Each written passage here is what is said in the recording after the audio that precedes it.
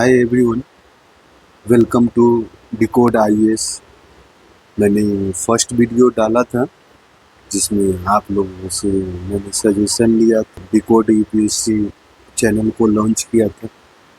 उसके बाद मैंने 10 टेलीग्राम चैनल पे मैंने एक पोल किया था कि वर्तमान में बीपीएससी के प्रीलिम्स को देखते हुए क्या किया जाए कि 17 बीपीएससी के से शुरू किया जाए। तो मैंने वहीं से शुरू करने की कोशिश किया और इसमें मेरा टारगेट ये रहेगा। 6000 स्टूडेंटों ने मुझे बताया कि बीपीएससी का पीवाईक्यू सॉल्व किया जाए, जिसमें मोस्टली मैंने कल भी एक पोल किया था जिसमें 3 से 4000 कमेंट को डिटेल से निमोनिक से जो भी हो, जो मैंने फैक्ट याद करने की कोशिश की है कोई, वो आप लोग के साथ शेयर करूँ।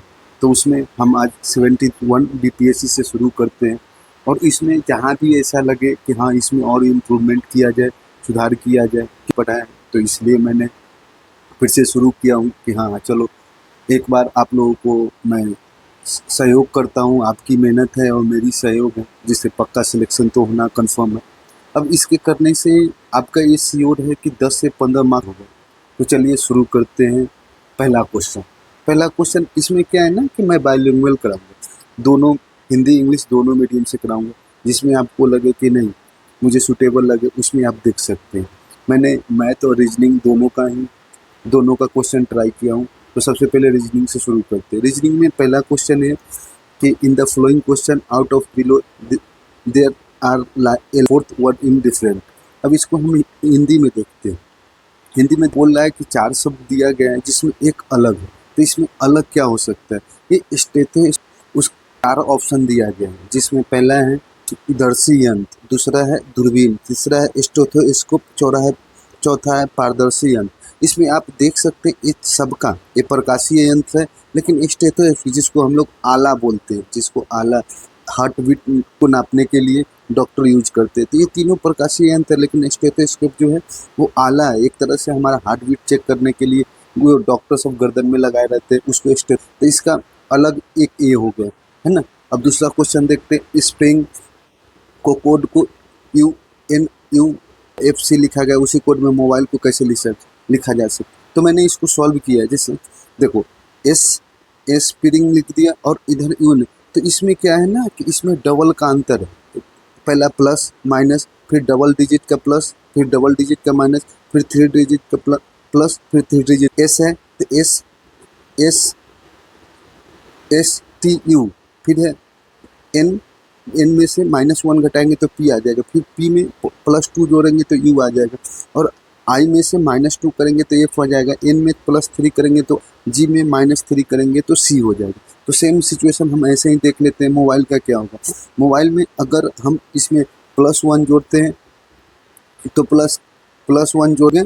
अब बचे क्या? 2 ऑप्शन। उसके बाद इसमें -1 करेंगे, ओ में से -1 करेंगे तो एम आ जाएगा, एम है। उसके बाद बी में करेंगे, बी में तो ई आ जाएगा, ई आ जाएगा। जैसे ही ये थर्ड ऑप्शन आ रहा है, एक्शन ऑप्शन क्वेश्चन क्या कर रहा है कि मुकेश अपने मित्र से कहा कि रीता मेरे पुत्र की पत्नी की बेटी की माँ है। मुकेश का रीता के साथ क्या रिश्ता हो सकता है? तो ये ब्लड रिलेशन का क्वेश्चन है। अगर आप इसका इंग्लिश में देखोगे तो ये क्या बोल रहा है? Mukesh says to his friend Rita is the mother of my son wife, how is the Mukesh related to Rita? तो इसका सिंपल ब्लड रिलेशन है। आप इसको ग्राफ बना के आराम से समझ सकते हैं।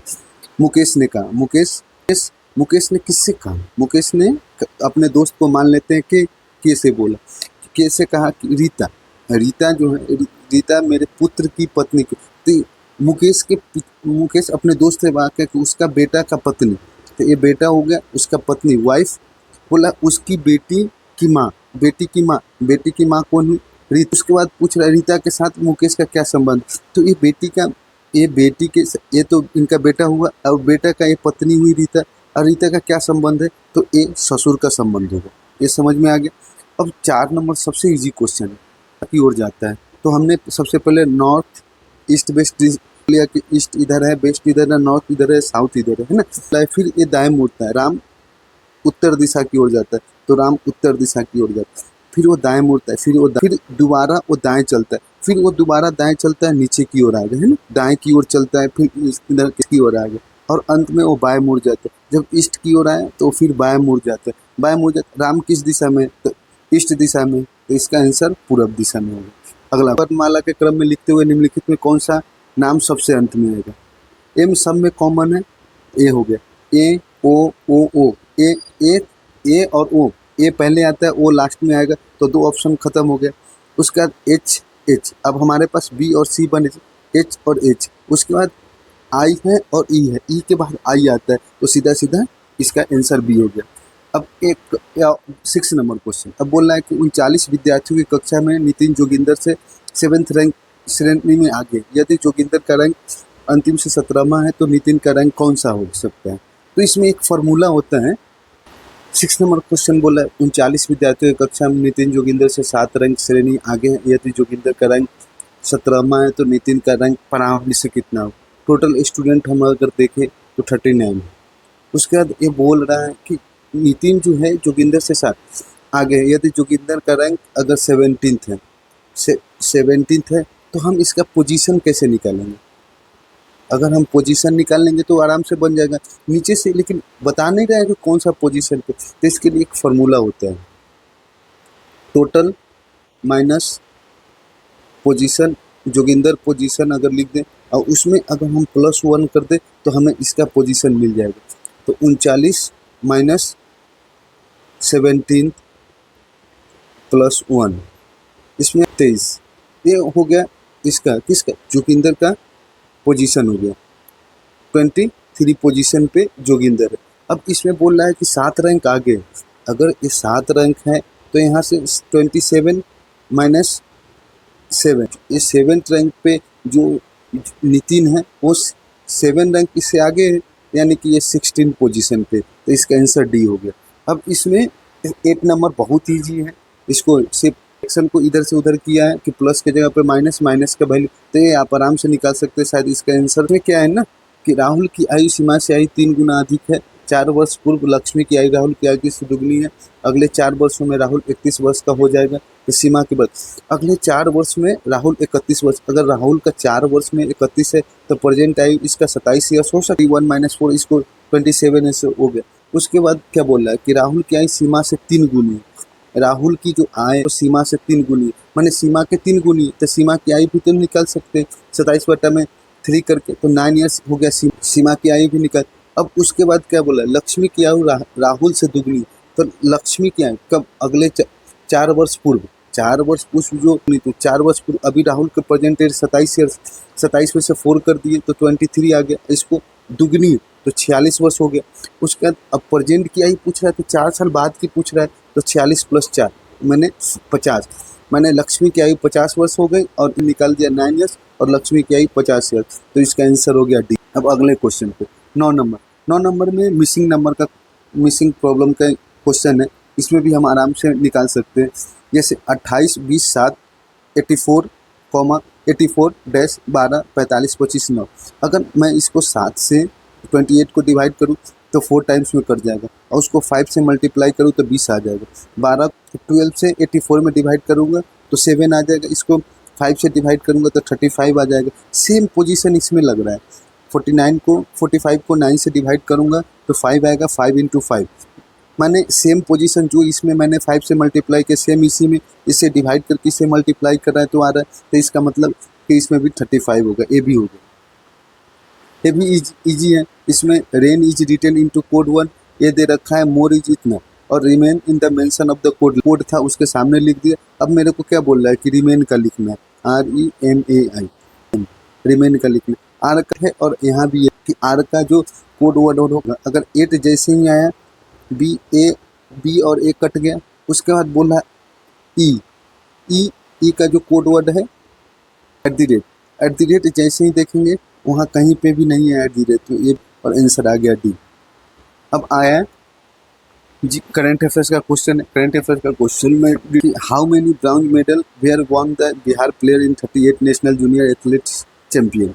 तो इसको ये 2025 का क्वेश्चन है। Bronze medal were won the Bihar player in the 38 national junior athletics champion 2025, जिसमें जो 38 नेशनल जूनियर एथलीट्स हुआ था, इसमें बिहार कितने मेडल जीते थे, है ना, यही क्वेश्चन पूछा है। तो इसमें हम ऐसे भी कर सकते हैं कि ये 2028 वाला में हुआ था। ये सबसे पहले हमें ये पता करना कहाँ हो गया था। ये कोयम्बटूर में हुआ था, तमिलनाडु में। इसमें 5 ब्रॉन्ज मेडल जीता गया था, है ना, 5 ब्रॉन्ज मेडल जीता गया था। लेकिन इसको अगर हम डिटेल से देखें तो बिहार में टोटल 12 मेडल जीते गए थे। टोटल 12 में से हम इसको ब्रेक डाउन करें तो 3 मेडल गोल्ड का था, 4 सिल्वर का था और 5 ब्रॉन्ज मेडल था, है ना। अब इसको हम देखें कि इसको ऑर्गेनाइज कौन कराता है, तो इसमें पार्टिसिपेट जो होते हैं अंडर 20 होते हैं, अंडर 18 होते हैं और अंडर 16 होते हैं।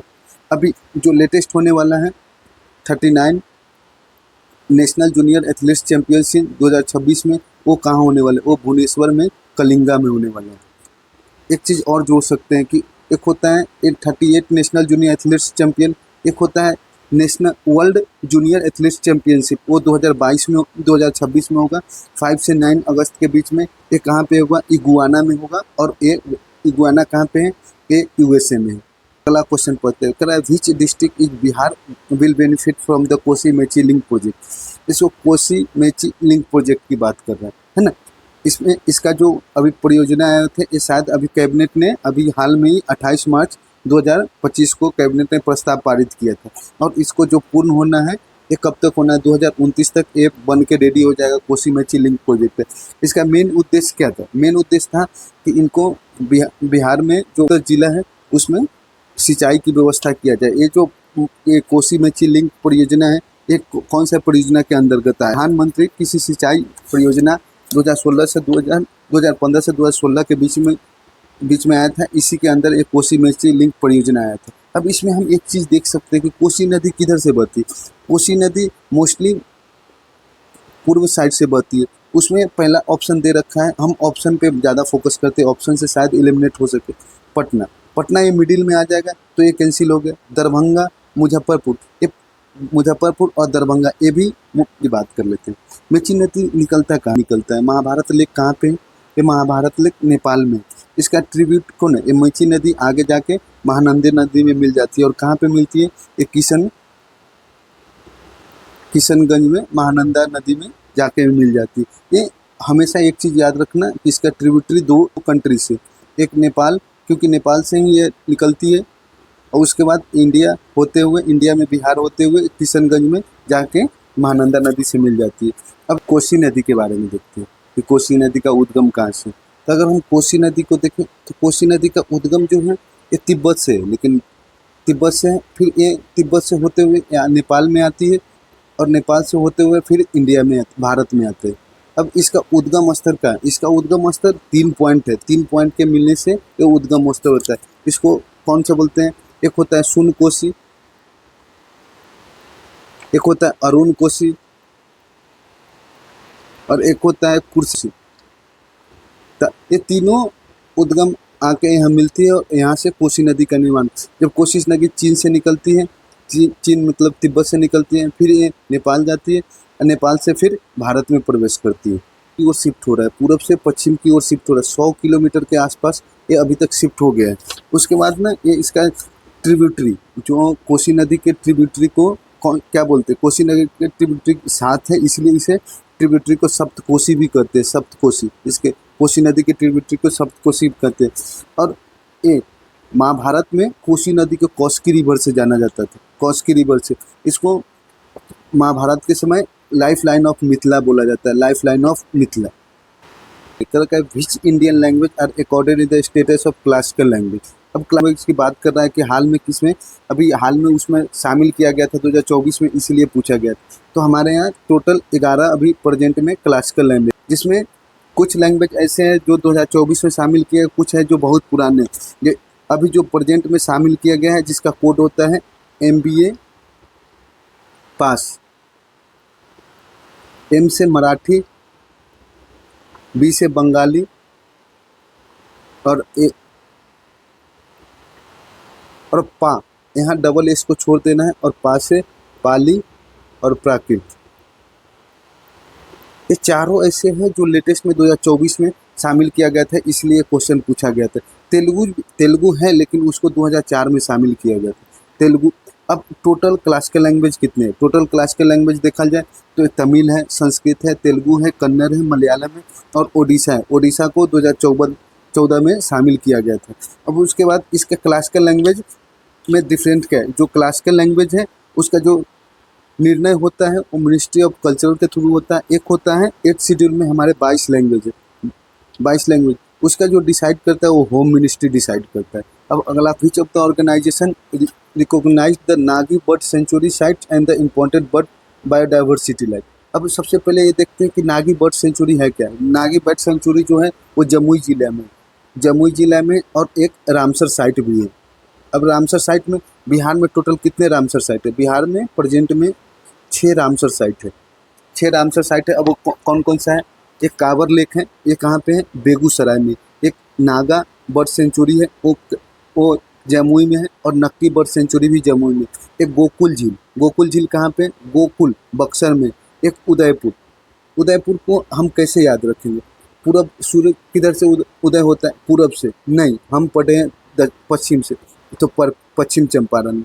उसके बाद एक आता है गोगा बिल, गोगा बिल। अगर गोगा बिल को हमें याद करना, तो अगर बिल को बनाना होता है, चिड़िया जब बिल बनाती है तो काट के ही पेड़ को बनाती है, तो काटा तो कटिहार। तो ये हो गया कि गोगा बिल कहाँ पे है? कटिहार पे। और सबसे गोगा बिल का सबसे खास बात क्या है ना, कि बिहार का first community reserve biosphere reserve है। इसको ध्यान रखना, क्योंकि इससे शायद इस बार क्वेश्चन पूछे तो कि बिहार का फर्स्ट कम्युनिटी रिजर्व क्या है। अब हाल में अभी टोटल रामसर साइट कितने हो गए? 100 हो गए। अभी लेटेस्ट अभी एक रामसर साइट को कौन सा है जिसको शामिल किया है? तो ये 100 जो है जयप्रकाश नारायण बर्ड सेंचुरी है। ये कहाँ पे? जयप्रकाश, लिख देता हूँ मैं, आपको काम आए, जयप्रकाश नारायण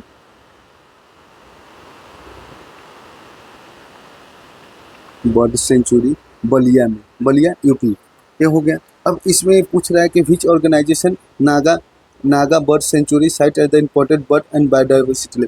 एक बात बताओ, अब चारों ऑप्शन को हम अच्छे से देखते हैं। यूनेस्को क्या करता है? यूनेस्को सबसे पहले हम यूनेस्को के बारे में अगर हम पढ़े तो ये deals with world heritage site, जो भी पुरातात्विक संरक्षण है उसको, चाहे बायोस्फीयर रिजर्व है, उसको सुरक्षा के लिए, न कि ये बर्ड सेंचुरी को कोई करता है। तो ये गलत हो गया। World wild life sanctuary, world wild life sanctuary क्या करता है? कंजर्वेशन प्रोग्राम्स चलाता है, ना कि ये किसी को रिकॉग्नाइज करता है। तो ये भी गलत हो गया। लास्ट में क्या है? बर्ड। अब बर्ड से रिलेटेड है तो बर्ड लाइफ इंटरनेशनल ही देगा, और तो कोई देगा नहीं, क्योंकि ये कट गया, ये कट गया, तो इसका आंसर सी हो जाएगा। अगर हम इसको ट्रिक से भी देखें तो सबसे पहले बर्ड की बात कर रहा, बर्ड बायोडाइवर्सिटी एरिया IBA की बात करें, तो IBA की अगर पक्षी को कोई संरक्षण दे रहा है तो कोई बर्ड से रिलेटेड ही इंटरनेशनल ऑर्गेनाइजेशन होगा, तो इसका आंसर सी हो गया। अब अगला क्वेश्चन देखते हैं। अब सबसे पहले इसमें आ सकते हैं कि बर्ड लाइफ इंटरनेशनल में भारत का समर्थन कौन करता है? तो भारत का जो समर्थन करता है वो बॉम्बे नेचुरल हिस्ट्री सोसाइटी करता है। और ये बर्ड लाइफ इंटरनेशनल जो है वो क्या करता है कि पक्षियों के संबंध में जो हमारा रेड लिस्ट होता है उसमें ये रिकॉग्नाइज करता है कि हाँ कौन सा पक्षी का इंडेंजर लिस्ट में शामिल करना है, किसको शामिल करना है, ये रिकॉग्नाइज करता है ना। अगला क्वेश्चन देखते हैं। Where was the national panchayat Diwas panchayat Raj day event 2024 Madhubani में ऑर्गेनाइज किया था 2025 में। लेकिन सबसे पहले बात है कि ये मनाया क्यों जाता है? इसको मनाया क्यों जाता है? इसको इसलिए मनाया जाता है कि जब 17th कॉन्स्टिट्यूशन अमेंडमेंट 1992 आया था तो इसको लागू किया गया था कब? 24 अप्रैल 1993 को। तब से 24 को पंचायती राज दिवस मनाया जाता है। और जो 2026 में पंचायती राज दिवस मनाया गया था वो विज्ञान भवन में मनाया गया था। वो विज्ञान भवन कहाँ पे? दिल्ली में। अब पढ़ते हैं 16 नंबर क्वेश्चन। 16 नंबर, अगर what is the primary objective of lunar trailblazer mission, अगर हम इसको हिंदी में देखें, लूनर ट्रेवलाइजर मिशन का मुख्य उद्देश्य क्या? सबसे पहले इसको शुरू कौन किया था? लॉन्च की कौन किया था? तो इसका शुरुआत नासा ने किया था। लूनर मिशन के बारे में बात कर रहे हैं तो लूनर मिशन के बारे में जब इसने लॉन्च किया था तो इसका मेन उद्देश्य ये था कि चंद्रमा की सतह पर जल का पता लगाना और उसका मानचित्र। ये तो ये हो गया। उसके साथ ही ये सिर्फ एक ही मेन उद्देश्य नहीं था, इसके साथ था सूर्य की रोशनी वाले क्षेत्र उसका भी पता लगाना। दूसरा का अस्थायी रूप से जो चंद्रमा पे जो अस्थायी रूप से छायांकित भाग है उसको भी पता लगाना, और वहाँ के जल और तापमान के बीच में को स्थापित करने के लिए भी इन्होंने ये मिशन को भेजा था। अब इसमें ये हो गया। अब सबसे पहले देखते हैं कि ये लूनर जो स्टेबलाइजर है इसका निर्माण कौन किया था। तो इसका निर्माण जो किया था लॉकहीड मार्टिन, जो अमेरिका का एक विमान उत्पादन कंपनी है। अब लूनर मिशन के तौर पर हम इंडिया का भी तो देख सकते हैं कि भारत में कितने लूनर मिशन हुए। अगर भारत की हम बातचीत करें किए तो लूनर मिशन के बारे में भारत में बात कर लेते। भारत ने अभी तक कर ली है और 5 का प्लान कर रखा है, मैंने टोटल 5 का प्लान कर रखा है, जिसको हम डिटेल से एक बार देख लेते हैं। सबसे पहले चंद्रयान 1, फिर चंद्रयान 2, फिर चंद्रयान 3, फिर चंद्रयान 4, फिर चंद्रयान 5। अब चंद्रयान जो 1 था वो 2008 में लॉन्च किया गया था।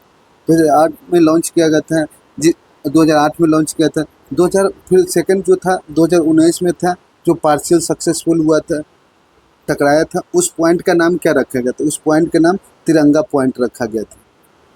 अब उसके बाद फिर थर्ड था वो 2023 में सफल रहा। उस जहाँ विक्रम लैंडर लॉन्च किया उसके पॉइंट को शिव शक्ति नाम दिया गया, शिव शक्ति पॉइंट बोला गया, है ना। अब 2000 उसके बाद लूनर मिशन 4 है, फिर लूनर मिशन 5 है। लूनर मिशन 5 में क्या है ना कि इसमें लूनर पोलर एक्सप्लोरेशन करेगा, लूनर पोलर एक्सप्लोरेशन करेगा। इसमें इंडिया का इसरो प्लस जैक्सा, ये जो जापान का, ये दोनों मिलके इस मिशन को लॉन्च करेगा। तो ये याद रखना, शायद इससे क्वेश्चन पूछे कि चंद्रयान 5 कौन सा कंट्री के सहयोग से और कौन मिलके लॉन्च करेगा। तो ये इसरो भी है और जैक्सा भी है जापान का। अब आते हैं 17 नंबर क्वेश्चन में। बोल रहा है अफ्रीकन से अभिप्राय किन लोगों से। अब अफ्रीकन की बात कर रहे हैं तो सबसे पहले ये हम इसमें देखने की कोशिश करेंगे, अफ्रीकन में आदिवासी समुदाय, वो तो वहाँ का नेटिव विलेज हुआ तो उसको अफ्रीकन क्यों बोला जाएगा। अमेरिका में इंडो अफ्रीकी मुल्क मैंने रिसर्च करने की कोशिश की लेकिन मेरे को कुछ उतना डिटेल नहीं मिला, तो सीधे सीधे मेरे को आंसर इसका मैंने देखा तो इसको बोलना है कि जो white minority group in south Africa, जो हुआ क्या था ना कि 17 से 18वीं शताब्दी के बीच में जो वहाँ चले गए थे, कौन सा, जर्मनी के, डच के और जर्मन प्रवासियों और फ्रांसीसी प्रवासी जो वहाँ जाके बस गए थे, उसी को हम लोग दक्षिण अफ्रीका में श्वेत अल्पसंख्यक समूह को अफ्रीकन कहते हैं, है ना। 16वीं शताब्दी की बाबरी का नाम क्या है, जिसे भारतीय पुरातत्व सर्वेक्षण ने हाल में ही world monuments fund of India के सहयोग से संरक्षित किया है। अब इसका आंसर है राजा की बावली। अब सबसे पहले हम पूछते हैं कि ये 16वीं शताब्दी में आखिर हाल में ये पूछा क्यों था। तो हुआ क्या था ना कि अभी जो राजा की बावली है इसको सरकार ने इसको world monuments fund of India के सहयोग से संरक्षित किया था। सबसे पहले पूछते हैं कि हम बावली होता क्या है। बावली को अगर हम ठेठ भाषा में अगर लोकल लैंग्वेज में बोले तो सीढ़ीदार पानी जमा करने का एक कुआं टाइप का बोल सकते हैं सीढ़ी। अब इससे सीढ़ीदार इसलिए बनाया जाता था, एक तो पानी के काम, ये कई फ्लोर के होते थे। इसमें बेनिफिट क्या होता था, लोग पानी होते कम होता था तो उसमें ये लोग आके आराम से रहते थे और यहाँ पे बैठ सकते थे तो और पानी पी सकते। अब राजा की बावली है कहाँ है? राजा की बावली अगर देखा जाए तो ये महरौली में है, महरौली में। लोधी काल के ऐतिहासिक और ये लोधी काल द्वारा बनाया गया था, लोधी काल में बनाया गया था और ये 4 मंजिला है। हम पहले ही बोलते मल्टी फ्लोर होता है, 4 जल संग्रहण के साथ साथ छाया भी प्रदान करता है, ये हो गया। अब अग्रसेन की बावली, क्या है? अग्रसेन की बावली ये सीपी में, दिल्ली के सीपी में कनाट पैलेस के पास एक हैली रोड है, हैली रोड पे है और इसका निर्माण जो है महाराजा अग्रसेन ही करवाया था। अग्रसेन की बावली को महाराजा अग्रसेन ही करवाया था और इनका पुरातात्विक साक्ष्यों के अनुसार मूलतः ऐसा बोला जाता है कि ऐसा राजा अग्रसेन के, लेकिन ऐसा नहीं है क्योंकि ये बताया जा रहा है जब इसका सर्वे हुआ तो ये बताया जाता है कि 14वीं सेंचुरी में तुगलक लोधी के काल में बनाया जाता है, ये हो गया। अब होता है तीसरा ऑप्शन होता है चौकी की बावली। चौकी की बावली ये कहाँ पे? ये है भीलवाड़ा राजस्थान में। अब इसमें भी क्या है, ऐतिहासिक एवं पुरातात्विक स्थल है, बाकी विशेष इसके बारे में कुछ हमें मिला नहीं। अब ये फैक्ट है, न्यूयॉर्क सिटी के मेयर का नाम क्या है जिन्होंने 14 अप्रैल 2025 को डॉक्टर भीमराव अम्बेडकर के दिवस घोषित किया था? तो इसका आंसर है एरिक एडम्स। इसमें कोई विशेष रॉकेट साइंस है नहीं कि विशेष कुछ बताओ। इसमें भी वही है। 20 नंबर में भी सॉन्ग कंटेस्ट का अस्थायी नारा क्या था? इसका अस्थायी नारा म्यूजिक, इसमें भी कोई विशेष है नहीं कि मैं आपको बताऊं, नहीं तो इसमें भी फैक्ट बेसिस पे। अब अगला क्वेश्चन देख कि इसरो ने GSLV 15 मिशन के बारे में क्या सत्य। ये 15 मिशन इसलिए पूछा गया था क्योंकि 100th, तो इसमें क्या था, इसने NVS-2 सैटेलाइट नेविगेशन सैटेलाइट को लॉन्च किया था। ये ठीक है, ये श्रीहरिकोटा से 101वां, अगर श्रीहरिकोटा से इसरो का परीक्षण। अब एक चीज़ सबसे अच्छी बात क्या है ना, कि इसमें समझने की बात क्या होता है कि 101 बोल रहा है, ये 100 बोल रहा है, यानी कि दोनों में से कोई तो एक होगा, यानी कि या तो ये जाएगा नहीं तो ये जाएगा। उसके बाद अगर तीनों तो सही नहीं होगा, उपरोक्त में अगर 1-2 जाएगा तो इसका मतलब ये सही है, और दोनों में से कोई एक सही होगा, इसका मतलब उपरोक्त में से कोई एक सही अधिक होगा सही। अब इसके बारे में हम थोड़ा सा बता देते हैं। इसरो का जो लेटेस्ट लॉन्च मिशन है, इसरो का टेस्ट जो लॉन्च हुआ है वो 12 जनवरी 2026 को हुआ है। PSLV के थ्रू PSLV लॉन्च व्हीकल से हुआ है, जिसका नाम क्या था मिशन का, C62। ये C62 क्या था, ये लेके क्या गया था, ये अर्थ ऑब्जर्वेशन सैटेलाइट N1 ले गया था। अब सबसे SLV, एक होता है GSLV। GSLV क्या होता है ना, कि ये ऑर्बिट में जाता है, यूज किया जाता है, और इसको जियो सिंक्रोनाइज ऑर्बिट के लिए लॉन्च किया जाता है। दोनों में क्या है ना, कि दोनों में सबसे खासियत क्या है ना, कि जो PSLV होता है वो स्टेजेज में होता है, जबकि GSLV 3 स्टेज का ही होता है। उसके बाद सबसे बड़ा बात है कि इसको PSLV का हॉर्स पावर माना जाता है, जबकि इसको GSLV को इसरे का नॉटी बॉय माना जाता है। सबसे SLV में नो क्रायोजेनिक इंजन का यूज किया जाता है, जबकि GSLV में क्रायोजेनिक इंजन का यूज किया जाता है।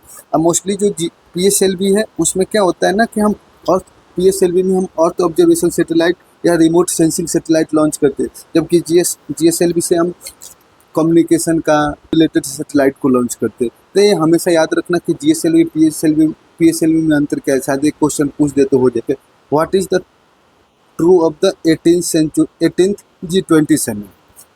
जो 18th G20 समिट हुआ था वो कहाँ हुआ, इसलिए पूछा गया था कि 18th G20 समिट जो हुआ था इंडिया में हुआ था, कहाँ हुआ था, भरत मंडप में। अब 18 के बाद 19 कहाँ हुआ था, 19 जो हुआ था वो हुआ था ब्राज़ील में। ब्राज़ील में 19th G20 समिट हुआ। अब कंटिन्यू में 19 तो अगर हो गया तो 20 कहाँ हुआ था, 20 जो हुआ था 2025 में हुआ था, ये साउथ अफ्रीका के जोहान्सबर्ग में हुआ था। ये पहला ऐसा G20 समिट था जो अफ्रीका कंटिनेंट में ये पहला कंट्री होस्ट किया। उसके बाद अगर ये 20th है तो 21 का हुआ था, 21 जो होगा वो USA में होगा, USA में होगा। इसका मोटो क्या रहे, सोलिडिटी, इक्वलिटी एंड सस्टेनेबिलिटी।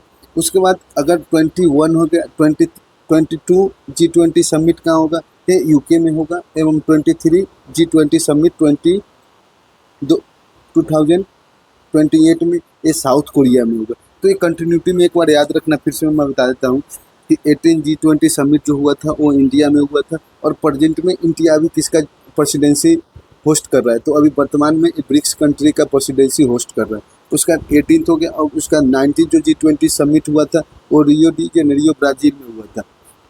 उसके बाद अगर 2025 में हुआ था, ये ब्राज़ील में हुआ था, जोहान्सबर्ग में हुआ था। 21 ये USA में होगा, जिसका मोटो रहेगा सोलिडिटी, इक्वलिटी एंड सस्टेनेबिलिटी। 22 जो G20 समिट है वो UK में होगा, और 23 G20 समिट साउथ कोरिया में होगा। सॉरी, अगला क्वेश्चन पर, Baku in 2024 conclude with the agreement date.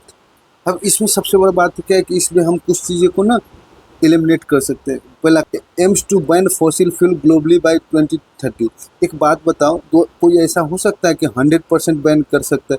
जो अफ्रीकी देश इतना गरीब है वो कहाँ से लाएगा, तो फॉसिल फ्यूल, तो ये गलत हो गया। उसका क्या बोला है, call on development country to provide at least 500 billion annually to developing nation by 2030। Call on develop country to provide at least 30 billion annually to the developing nation. एक चीज़ तो ये कंफर्म है कि ये दोनों में से कोई एक सही होगा, मैंने ये भी गया और ये भी गया।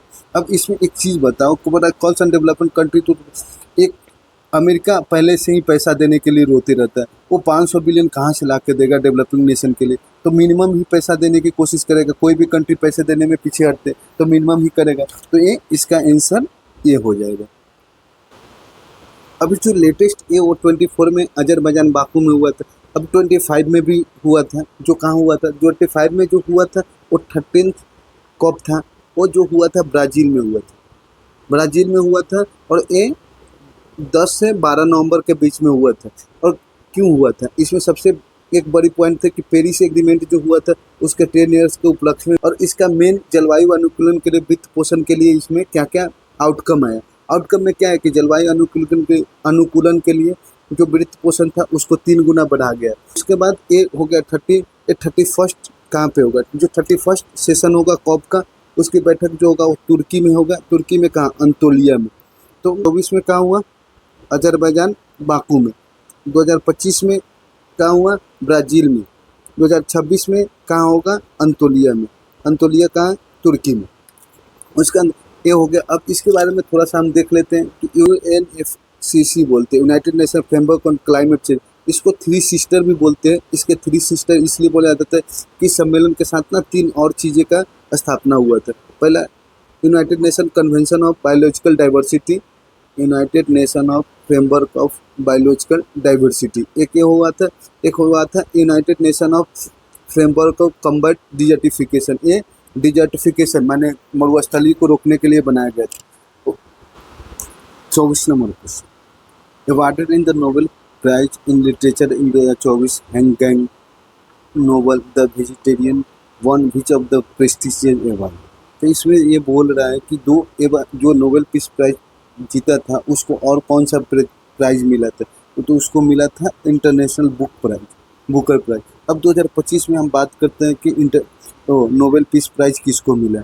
इसको याद करने के लिए हम इसको ट्रिक से भी याद कर सकते हैं। फिजिक्स, सबसे पहले हम फिजिक्स की बात करते हैं, किस कारण मिला था। फिजिक्स में इसको मिला था इलेक्ट्रॉनिक सर्किट। इसको पूरा याद करने से अच्छा है कि हम इसको याद ऐसे कर सकते हैं, मैकेनिकल टनलिंग और ऊर्जा क्वांटाइजेशन के लिए मिला था। अब किसको किसको मिला था, तो इसमें ना 2025 में फिजिक्स के लिए 3 लोगों को मिला है, John Clarke, John M Martins, और एक मिला था मिशेल एच डाइवर्ट को। अब इसको दोनों में जॉन जॉन है, तो इसको हम ऐसे याद रख सकते हैं, जॉन मिशेल को। हमें कीवर्ड तो मिल गया ना कि दोनों का नाम जो है जॉन का है, मिशेल का है, तीनों का मिल जाएगा तो जॉन मिशेल है, ये हो गया। अब साहित्य, साहित्य में किसको मिला है 2025 में, साहित्य में श्लोक कंचना हंगरी की थी। इनको क्यों मिला है, इन्होंने एक बुक लिखा था कि सर्वनाश के आतंक से कला की शक्ति का स्थापित किया जाए। अब इसको, ये है हंगरी की। अब एक चीज़ बताओ, साहित्य, साहित्य में लॉजिक की बात होती है, लॉजिक की बात होती है, साहित्य में कोई लॉजिक की बात नहीं होती, लॉजिक की बात नहीं होती है साहित्य में।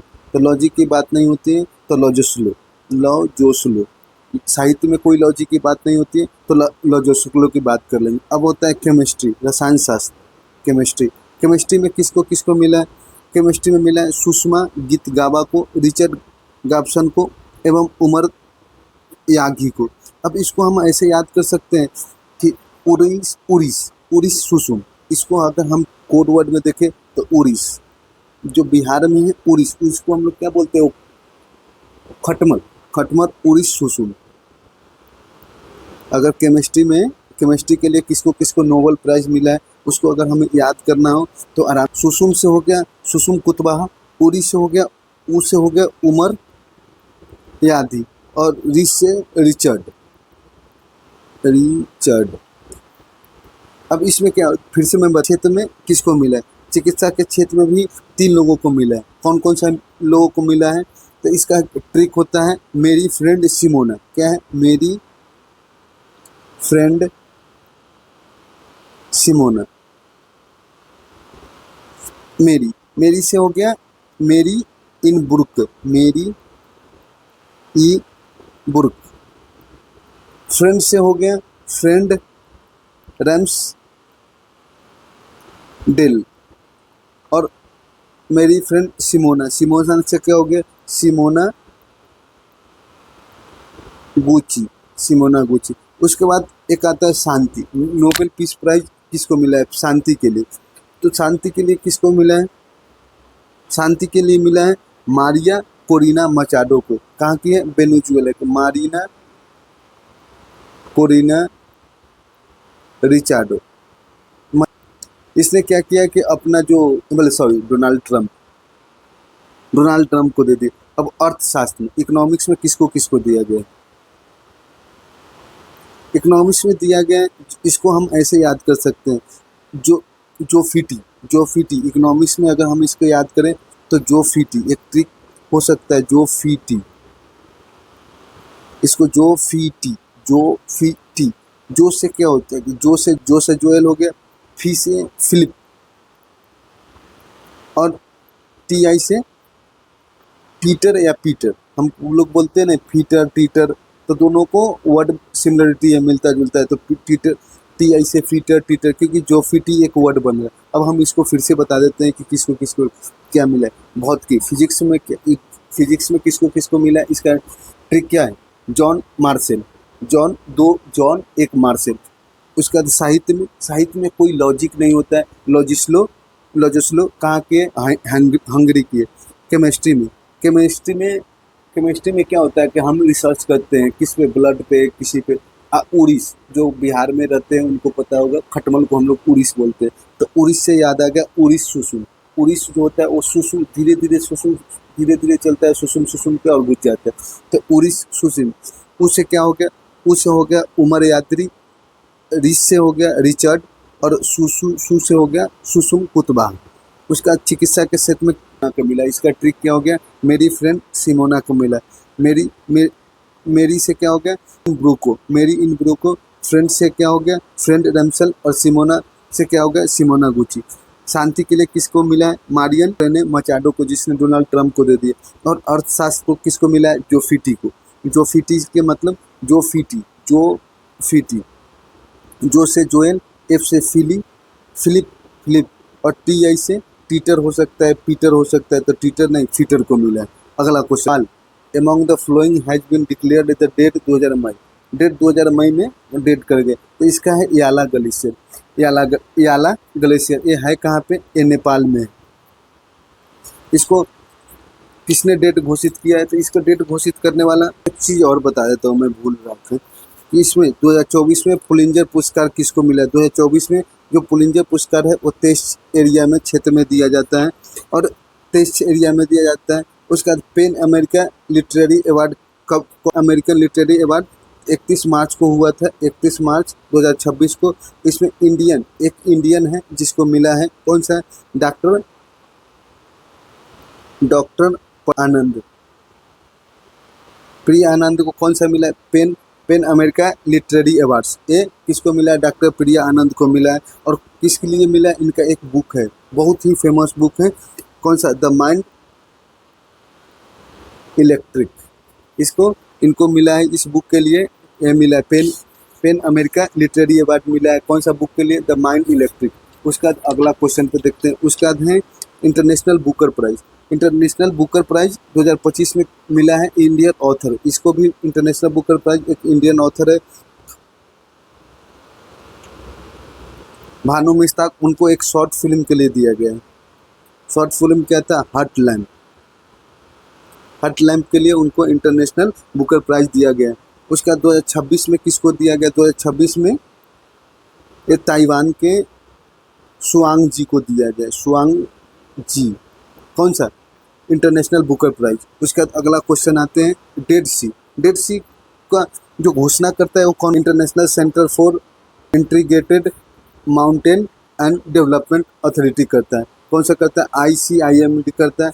ये कब घोषित कर? मई। इसको याला ग्लेशियर को 2025 मई में इसको डेट घोषित किया गया, और ये अनुमान लगाया गया है कि ये 2040 तक 2040 तक ये ख़त्म हो जाएगा। ये नेपाल का फर्स्ट ग्लेशियर है जिसको डेड ग्लेशियर घोषित किया गया है। अब फर्स्ट डेड ग्लेशियर कौन सा था? हो सकता है कि पूछ दे, जैसे नेपाल से पूछा है कि डेड ग्लेशियर। अब फर्स्ट जो डेड ग्लेशियर था वो है ओजाकुल आइसलैंड। ओकाकुल आइसलैंड का में इसको डेट घोषित किया गया। अब आता है खुम्बू ग्लेशियर का, ये भी नेपाल में, और ये माउंटेन एवरेस्ट और लातोस के बीच में। कौन सा? ये खुम्बा माउंटेन और लातोस के बीच में, और इस लार्जेस्ट एवं हाईएस्ट ग्लेशियर है। कौन सा? कोम्बू ग्लेशियर वर्ल्ड लार्जेस्ट एवं हाईएस्ट ग्लेशियर। ये इम्जा ग्लेशियर भी कहाँ पे है? नेपाल में है। अगला question, according to the United Nation development programme development index HDI reported 2025 life expectancy in the India increase from 58 years to 1990 to how many year 2023। अब सबसे पहले देखते हैं कि UNDP होता क्या है और HDI होता क्या है। HDI के कौन कौन सा पॉइंट होते हैं जिसके आधार पर ये हुआ था UNDP की उसका स्थापना हुआ था 1965 में। इसमें अभी टोटल वर्तमान में 177 कंट्री है जिसमें इंडिया भी इसमें एक इंडिया भी है। अब इसमें क्या है, इसका मेन उद्देश्य क्या होता है UNDP का? UNDP का मेन उद्देश्य होता है reduce the poverty, strengthen the government and support crisis and sustainable development की बात करता है। ये पूछ देगा कि हाँ सस्टेनेबल डेवलपमेंट करता है कि नहीं, तो ये सस्टेनेबल डेवलपमेंट की बात करता है।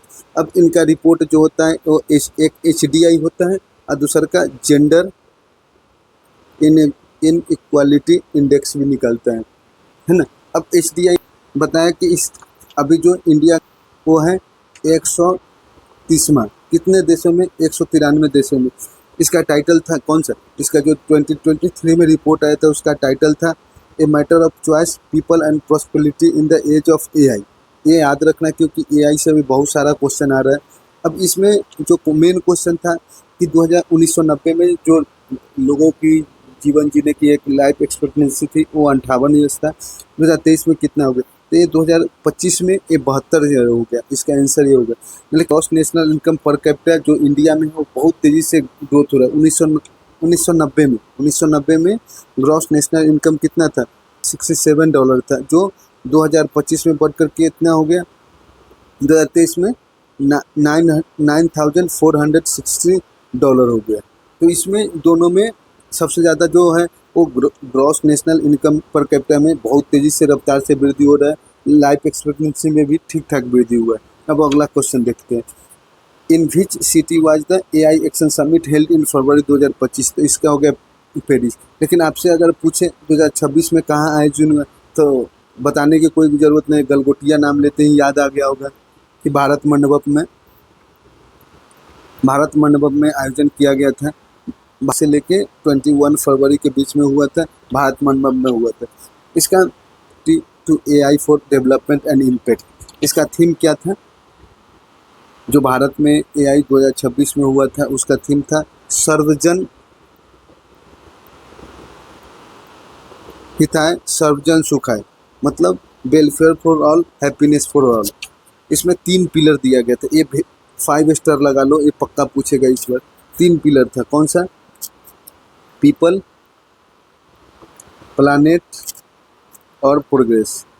पीपल होगा तो प्रोग्रेस होगा तो प्लानेट सेफ होगा। कौन सा? पीपल होगा, लोग होंगे। अगर प्रोग्रेस होगा, वृद्धि होगा तो प्रोग्रेस होगा तो AI का प्रोग्रेस होगा तो प्लानेट रहेगा, पोल्यूशन कम होगा। तो पीपल प्रोग्रेस प्लानेट। अब इसमें ना 7 चक्र का एक सूत्र भी दिया गया था मोदी जी के द्वारा, तो इतना इम्पोर्टेंट नहीं है, लेकिन ये 3 पिलर याद रखना। कौन कौन सा? People, progress and planet. अब अगला क्वेश्चन पे देखते हैं कि academy award 2024 Emma Stone won the Oscar actress in the leading role of the इसका। तो इसका विशेष कुछ है नहीं। Won 17 national award in best feature film promoting the national 1 की बात कर लेते हैं। 71 की जो नेशनल फिल्म अवार्ड होता है वो कौन कराता है? सब किसके अंडर के थ्रू होता है? The ministry of information and broadcasting मंत्रालय के तहत करती है। और सबसे बड़ी बात है कि इसमें इस बार किसको प्राइज़ मिला है, तो इसको ध्यान से देखना। फिल्म्स किसको? 12 बेस्ट डायरेक्शन किसको मिला है? द केरला स्टोरी को। द बेस्ट डायरेक्शन किसको मिला है? सुदीप्तो सेन किसके लिए? द केरला स्टोरी के लिए। उसका मिला है। बेस्ट एक्टर कौन सा है? बेस्ट एक्टर आपको पता होगा, बताने की जरूरत है नहीं, लेवल लगा हुआ। शाहरुख खान को किसके लिए? जवान के लिए। और विक्रांत मेसी को लिए किसके लिए? 12th फिल्म के लिए। और बेस्ट एक्ट्रेस के लिए क्यों मिला है? रानी मुखर्जी के लिए क्यों मिला है? कौन सा मूवी के? Mister Chatterjee and Norway. उसका the best popular film providing wholesome entertainment के लिए किसको मिला है? रॉकी और रानी की प्रेम कहानी। बेस्ट डेब्यू फिल्म डायरेक्टर किसको मिला है? आत्मा प्रण फेट। और best best film promoting national social and environmental value किसको मिला है? तो इसको मिला है श्याम बहादुर को। कौन सी film promoting national social and environmental value के लिए श्याम बहादुर को मिला है? तो ये याद रखना 71 फिल्म फेयर अवार्ड के लिए किसको किसको मिला है। अब अगला क्वेश्चन देखते हैं। Which of the following individual organisation received of the Ramon Magsaysay award 2024? जो रमन मैगेसी अवार्ड था 2024 में, क्यों 2024 का तो पूछेगा नहीं, 2025 का देख लेते हैं। रमन मैगेसी पुरस्कार किसको मिला? गर्ल्स के एजुकेशन के लिए वो करता है, गर्ल्स के एजुकेशन के लिए हेल्प करता है और हाथ बढ़ाता है। फाउंडेशन है foundation of education, foundation of education girls globally. ये फर्स्ट इंडियन एनजीओ है जिसको मिला है। और हमेशा याद रखना कि फर्स्ट है एक, वो टोटल 3 लोगों को मिला है। क्या? गर्ल फाउंडेशन ऑफ एजुकेशन वाले। दूसरा का है एक शाहीना अली, शाहीना अली ये फिलीपींस की है। ये पर्यावरण सुरक्षा के लिए, पर्यावरण हेल्पफुल के लिए इनको मिला है। एक है इनका फिलिविनो एंटेनियो, ये फिलीपींस की है। आज 31 तक की है। उसके बाद आप लोग मेरे को रिव्यू बताना कि कैसा है, कहाँ इम्प्रूवमेंट किया जा सकता है, क्योंकि आप लोग कमेंट करके मेरे को बताओगे कि हाँ इसमें और सुधार किया जा सकता है और स्पीड स्लो करना है। आज मैंने फर्स्ट क्लास लिया हूँ, आप लोगों के बीच कैसा लगा रिव्यू देना। उसके बाद जो भी कमियाँ है ना, एक ये। दूसरा का अगर आप लोग बोलोगे कि नहीं लाइव तो और डिटेल से बताऊंगा, अगर इतना काफ़ी है या इससे कम डिटेल में करना है तो आप लोग मेरे को बताना कमेंट करके। उसके बाद मैं जैसा होगा इसमें और सुधार करूँगा। धन्यवाद।